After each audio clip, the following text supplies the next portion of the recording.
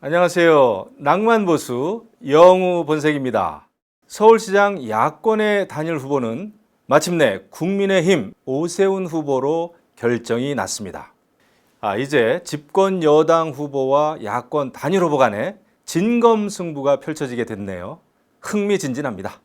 그런데 여러분, 이런 가정은 저도 진짜 하고 싶지 않지만요. 만에 하나 오세훈 후보가 이번 서울시장 선거에서 패한다면 당장 어떤 일들이 정치권에서 벌어질까요? 저는 오세훈 후보가 이번 서울시장 선거에서 패한다면 윤석열 전 총장도 결국 패배할 것이라고 확신합니다. 말도 안 된다고요? 그 이유를 지금부터 제가 말씀드리겠습니다. 일단 야권 단일 후보인 오세훈 후보가 이번 서울시장 선거에서 패하게 되면 일어나게 될 일, 첫째, 국민의힘은 곧바로 공황 상태에 빠지고 무능한 야당의 이미지가 더욱 강화되겠죠. 어렵사리 단일화까지 이뤄내서 야권 단일 후보로 여당 후보와 진검승부를 펼쳤는데도 졌다. 그렇게 되면은요, 국민의힘은 앞으로 무슨 짓을 해도 안 되는 희망 없는 무력한 야당, 그런 이미지가 더욱 굳어지겠죠. 대선을 앞두고 문재인 정권에 대한 심판론, 또 반문연대론, 야권 단일 후보론이 물 건너갑니다. 둘째, 국민의힘의 극심한 분열입니다.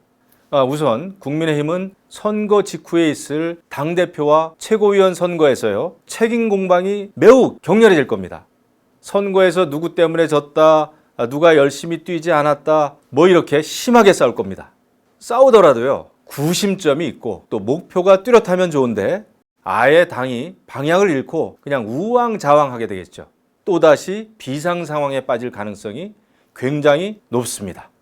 셋째, 현재 잠재적인 대권 후보 가운데 가장 지지율이 높은 윤석열 전 총장에게도 책임론이 불거질 수도 있어요. 자신만의 지지율 관리하느라 서울시장 선거에서 적극적으로 나서지 않았다, 이런 식으로까지 나올지도 모릅니다. 이렇게 되면은요, 윤석열 전 총장은 국민의힘과는 앞으로도 상당히 오랜 기간 거리 두기를 하게 될 겁니다.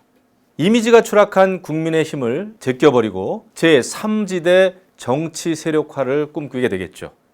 결국 제3지대에서 새로운 정당을 만들 가능성이 매우 커지게 됩니다. 본인은 아니더라도요, 지지자들은 그런 유혹에 반드시 빠지게 됩니다. 그런데 그렇게 만들어진 당에 과연 누가 합류하게 될까요? 아마 사람들은 구름처럼 많이 모여들 겁니다. 그런데 주로 누가 모여든다? 대부분 과거 총선에서 또 지방선거에서 낙선한 사람들이 우르르 몰려들겠죠. 국민의힘 소속 100명 이상의 현역 국회의원들은 아마 움직이지 않을 겁니다. 아직도 국회의원 임기가 3년이나 남아있기 때문에 신당 참여라는 그런 모험을 하기가 쉽지 않은 거죠. 정치는 현실이니까요. 그럼 윤석열 신당이 탄력을 받을 수 있을까요? 매우 어려운 일입니다. 넷째, 커다란 변수 하나가 더 있습니다. 매우 폭발적인 변수인데요. 문재인 대통령이 국민 통합보다는 윤석열 후보와 지지자들, 그리고 보수 야권 전체를 분열시킬 목적으로 박근혜 전 대통령을 갑자기 사면하는 일입니다. 그럼 어떤 일이 벌어질까요? 보수는 다시 한번 대통령 탄핵 전 상황으로 돌아가게 됩니다. 또다시 분열과 갈등의 그런 도가니에 빠지게 되는 거죠. 다시 탄핵 세력, 탄핵 반대 세력, 또 박근혜를 감옥에 보낸 검사 등등등으로 분열됩니다. 소설 같은 일이라고요?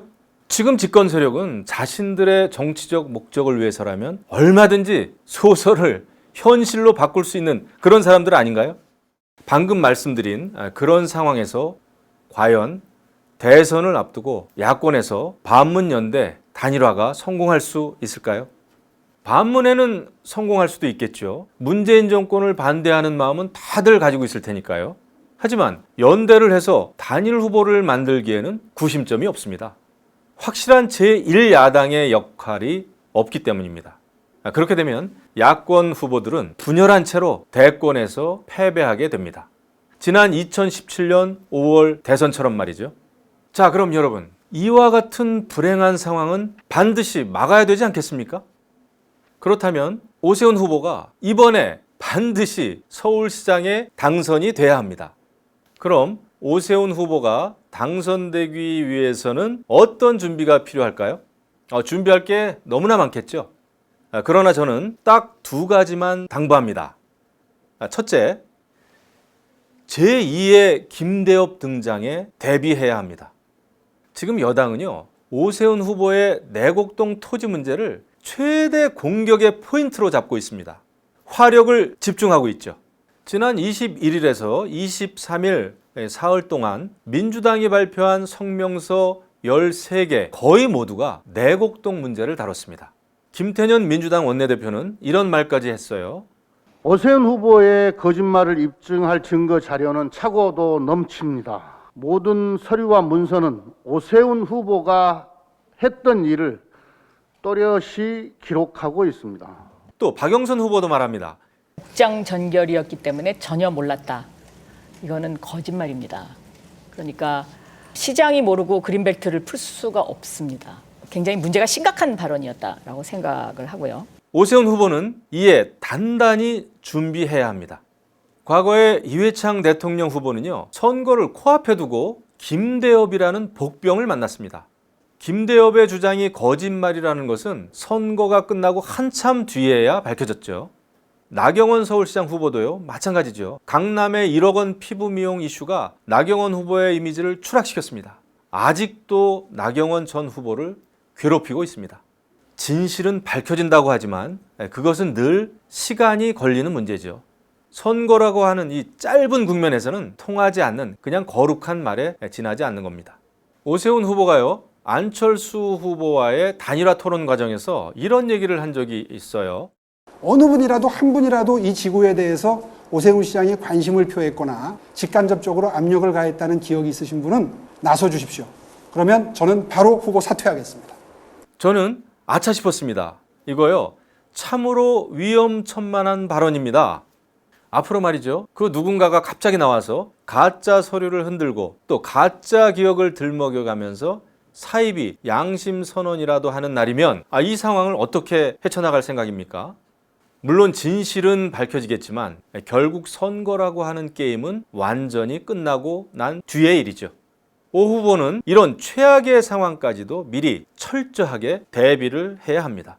오세훈 후보가 해야 할 두 번째 일, 오 후보도 여러 차례 언급을 했어요. 이번 선거는 내년 대선 승리의 교두보, 플랫폼을 마련하는 중차대한 선거라고 말이죠. 내년 선거는 문재인 정권을 심판하고 법치와 상식, 공정의 가치를 세우는 선거입니다. 이의 뜻을 같이 하는 모든 국민을 하나로 모아야 되겠죠. 이번 서울시장 선거 과정에서 그 모범 사례를 만들어야 합니다.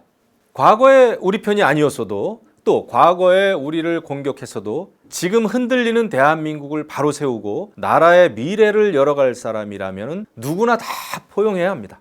오세훈 후보는 모든 사람을 껴안겠다는 아주 넓은 아량으로 이번 선거를 치러야 합니다. 이해찬 민주당 전 대표가 하는 말 들으셨나요? 선거가 아주 어려울 줄 알고 나왔는데 요새 돌아가는 거 보니까 거의 선거는 이긴 것 같습니다. 저들의 전략은요, 오만과 자만, 술수입니다. 그리고 상대방에 대한 분노를 조장하고 여론을 호도하는 것입니다. 우리의 전략은 이와는 달라야 합니다. 겸손과 실력, 포용입니다. 그리고 대한민국의 미래를 함께 만들어가는 일입니다. 낭만보수 영우본색이었습니다.